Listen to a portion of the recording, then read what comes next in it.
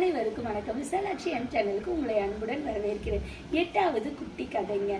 ஒரு கிராமத்தில் பணக்காரர் ஒருவர் வசித்து வராருங்க. அந்த ஊருக்கு புதுசாக வர துறவிகளுக்கு விருந்து வைக்கிறது அவரோட பழக்கங்க. அப்படி ஒரு புது துறவி வரும்போது அவரை விருந்துக்கு கூப்பிடுறாருங்க.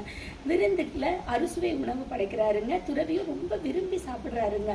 நிறைய சாப்பிட்றத பார்த்து இந்த பணக்காரர் ஆச்சரியம் ஆயிடுறாருங்க.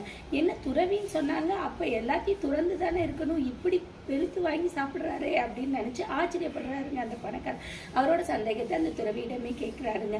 துறவி சொல்றாரு, இன்னைக்கு எனக்கு அறுசுவை விருந்து கிடைச்சிருக்கு, நல்லா சாப்பிட்றேன், நாளைக்கு உப்பு இல்லாத உணவு கிடைக்கும், அதையும் விரும்பி சாப்பிடுவேன், அதற்கு மறுநாள் உணவே இல்லாமல் கூட போகலாம், அன்னைக்கு தண்ணீர் மட்டும் குடிச்சு வாழ்வேன், அப்பயும் மகிழ்ச்சியா இருப்பேன்.